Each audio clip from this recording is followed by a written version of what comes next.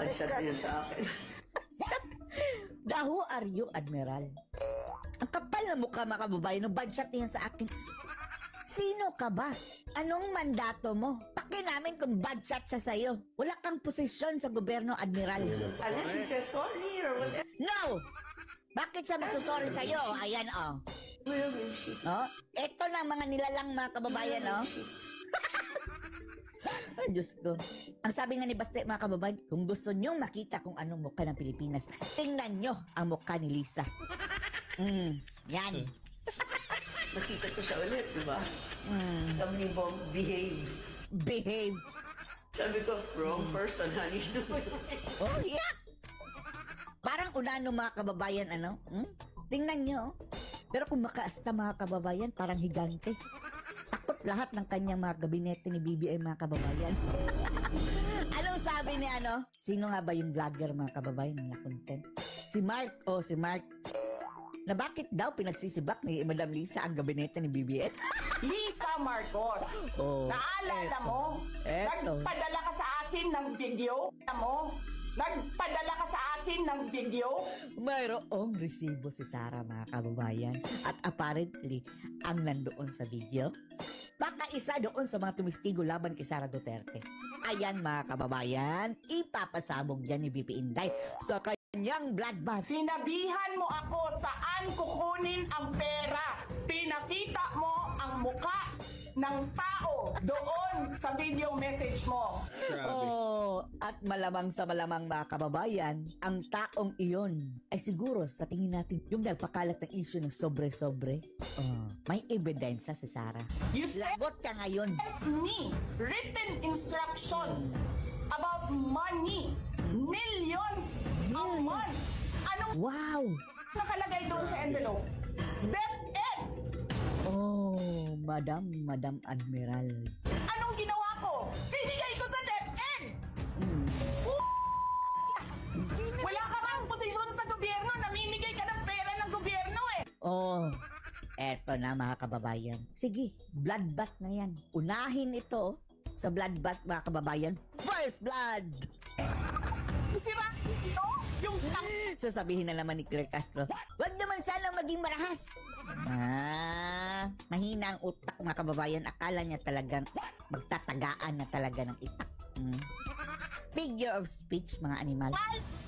kasama ko sa office sa Vice President. Sasabihin niyo sa mga tao, nakaw yan, confidential funds yan. Niwala nga kayong isang proof na confidential funds yan. Correct! Ang ginagawa nila, mga kababayan, fishing expedition.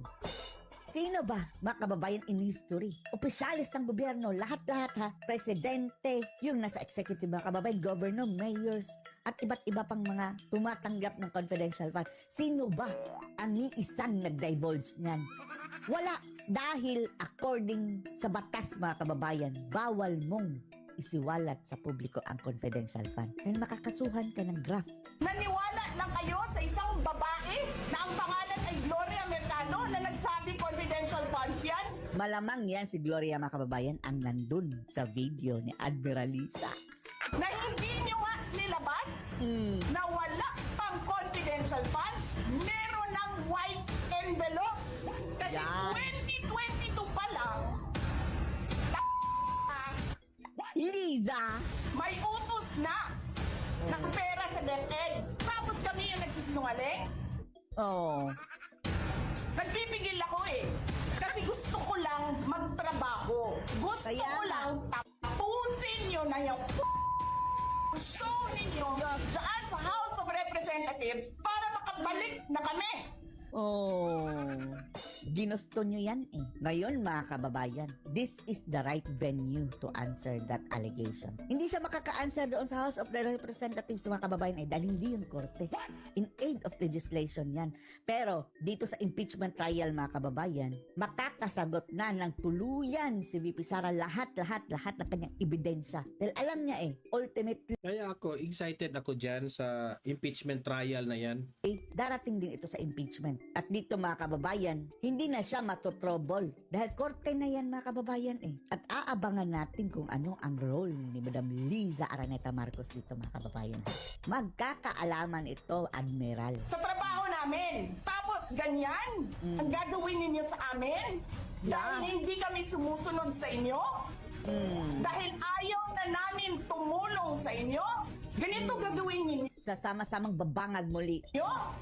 Presidente ka! Oh, ngag-ngag. May speaker ka! Na Oh, tambalos-los. involved sa bribery ng Supreme Court justices. Oh, bakit tahimik dyan ang media, mga kababayan? Ni isang media wala pong pumick up dyan, ha? At talagang nag-investigate thoroughly. Bakit wala? Dyan mo masasabi, mga kababayan, na parang may cordon solitaire itong mga media. Selective journalism. May video, may kaso, may witnesses. Hindi mo tinanggal yung speaker mo. Pinabayaan mo siya abusuhin ang pera ng bayan. Oh. Ngayon, mga kababayan, halos maubos na ang pondo. First quarter pa lang ang nagdaan, ha? Diyos ko. Paikot-ikot sa buong bansa, namimigay ng pera na para bang kanya. Eh di ba nga, lagi niyang sinasabi separation of powers? Anong trabaho ng legislative branch? Oh, andun lang na sa gumagawa ng batas. Bakit namimigay ng perang mga animal? Parang sila na ang executive. Yan, mga kababayan, yan ang dapat kasuhan. Ito, mga kongresista. ng batas. Anong ginagawa ni Martin Romualdez? Nagdidirect ng DSWD, Direct! Si Derek Martin. namimigay ng ayuda, nagsasabi kung anong bibigay, anong ibibigay, anong gagawin, sino ba ang presidente dito? Weak kasi eh. Grabe, makaprangka si VP Sara. Ganyan, mga kababayan, kapag weak ang president, yung kanyang mga ambisyosong mga tauhan, yan ang nagbidabidahan. Alam nyo, alam namin, mali ang ginagawa ninyo. Sinabihan ko lang mga kasama ko sa Office of the Vice President, pasensya na, Pasensya sumunod na. na lang tayo para matapos na sila. Nagulat ako kasi merong mga lumapit na miyembro ng House Wow. na humihingi. Hinihingi nila yung parte ng 5 billion na budget. Wow! Oh, iyan, mga kababayan, ha? Yan ang binara ni VP Sara eh, nung nasa DepEd pa siya. Bakit gustong kumuha ng parte ang mga animal na tong mga kongresista sa budget ng DepEd? Magkano ba ang amin dyan? Magkano ba ang amin dyan? Grabe. So sinabi ko, Humanda kayo kapag magiging presidente ito si Sara. Talagang matatapos yung kalakaran dyan sa Kongreso, mga kababayan. Sala nga eh, kapag uupo na ito si Sara Duterte, dyan magka-charter change. Magiging habang buhay ito si Sara, mga kababayan, na leader natin. Kagaya ng Singapore. Dahil it's a matter of trust, mga kababayan eh. Ngayon, ayaw natin ng charter change dahil mga bulok, mga reject yung mga namumuno, mga kababayan. Pero kung si Sara na, go.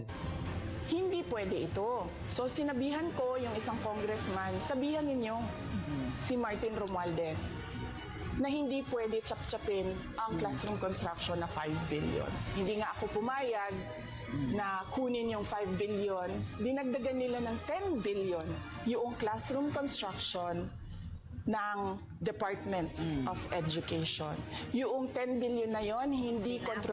kontrolado ng Department of Education. Paano pa naging Department of Education no, na pondo kung hindi kontrolado ng DepEd? Ang mga buhayang ito, mga kababayan, grabe talagang papalusot. Sila ang gumagawa ng budget. Controlled yon